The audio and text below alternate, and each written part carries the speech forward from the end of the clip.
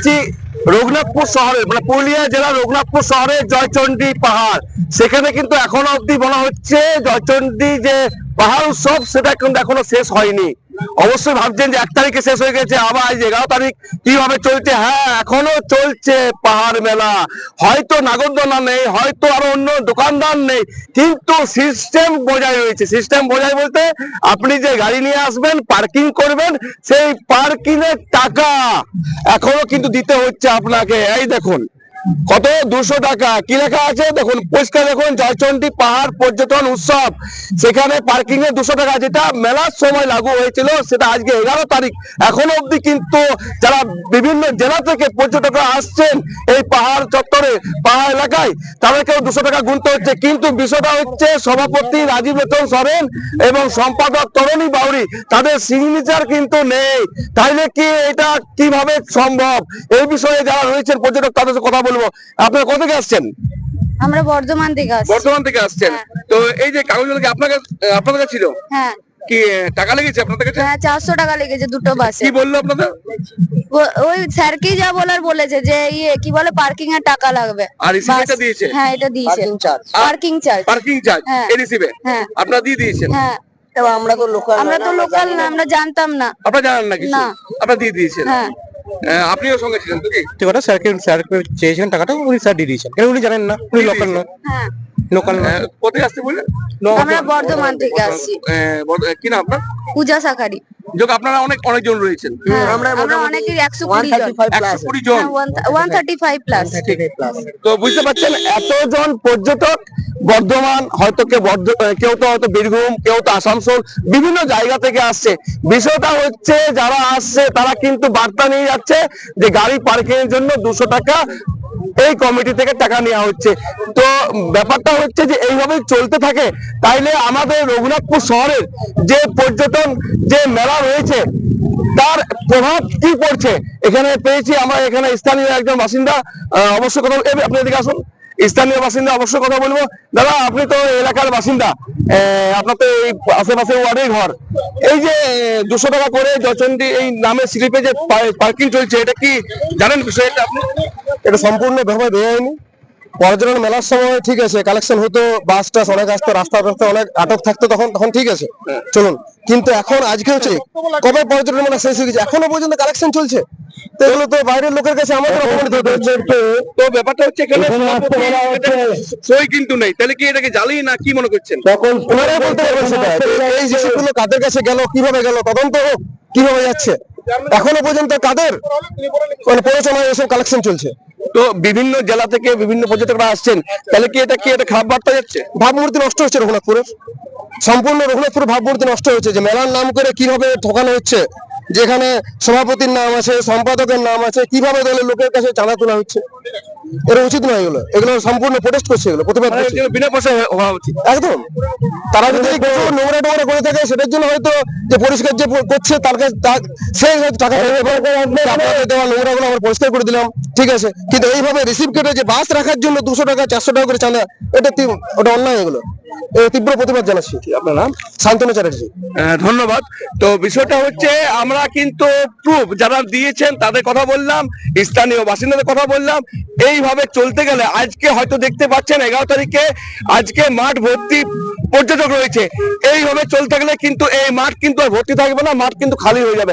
কারণ যারা এই ধরনের অসাধু কাজ করছেন জানতে বা অজান্তে, কিন্তু তারা আমাদের রঘুনাথপুর শহরে জয়চণ্ডী পাহাড়ের ভাবমূর্তি নষ্ট করছে। কারণ 1 তারিখে আমাদের কিন্তু মেলা শেষ, আর 11 তারিখ তা সত্ত্বেও চলছে রসিদে টাকা কালেকশন।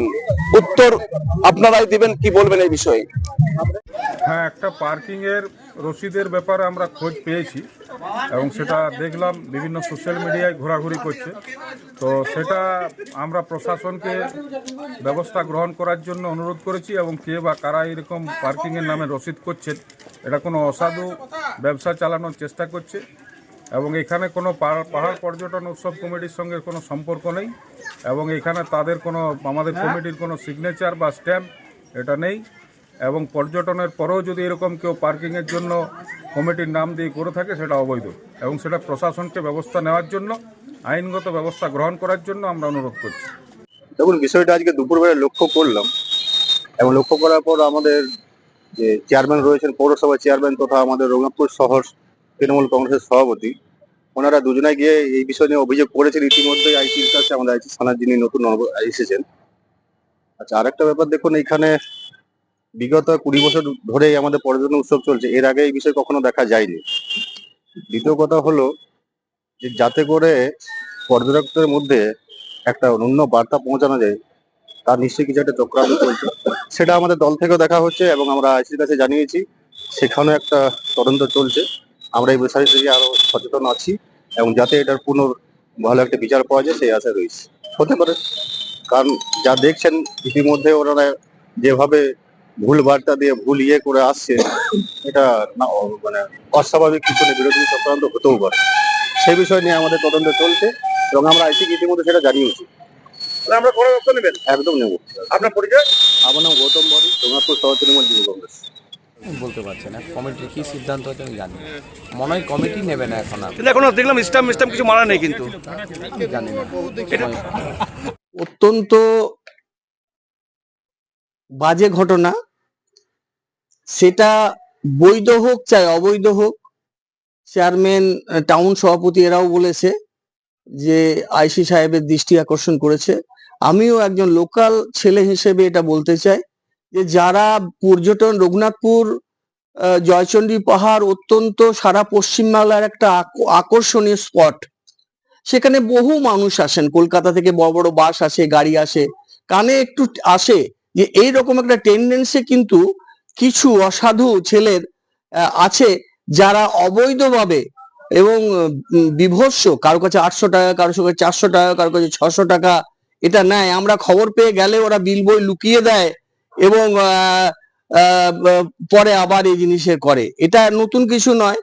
তবে এরা যেটা বলছেন, সব থেকে খারাপ যেটা বাজে লেগেছে, সেটা জেলা সভাপতি এবং শহর পর্যটন উৎসবের সম্পাদকের নাম ছাপানো বিল বইয়ের মাধ্যমে এই মানে আদায় করাটা গর্হিতকর জিনিস। যদি প্রকৃত তথ্য এর উদ্ঘাটন হওয়া দরকার আছে, এবং যদি এটা কেউ করে থাকে সেটাও পাপ, সেটাও খারাপ।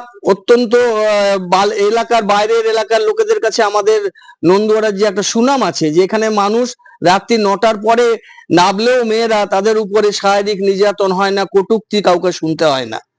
আজকে আমি একজন পৃষ্ঠপোষক হচ্ছি এই পর্যটন উৎসবের, জন্মলগ্ন থেকেই ছিলাম এবং বর্তমানে নানা রকম কারণে আর থাকতে পারি না। কিন্তু যদি এই আদায়টা রসিদটা যদি বৈধ হয়ে থাকে তাহলেও খারাপ, এটা এখনই বর্জন হওয়া উচিত।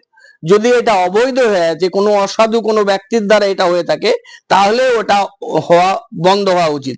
আমার একটাই বক্তব্য, মেলার পরে যত গাড়ি ঢুকবে কেউ সেই গাড়ির কাছ থেকে একটা টাকাও নিতে পারবে না। এই ব্যবস্থা কিন্তু প্রশাসনকে দেখতে হবে।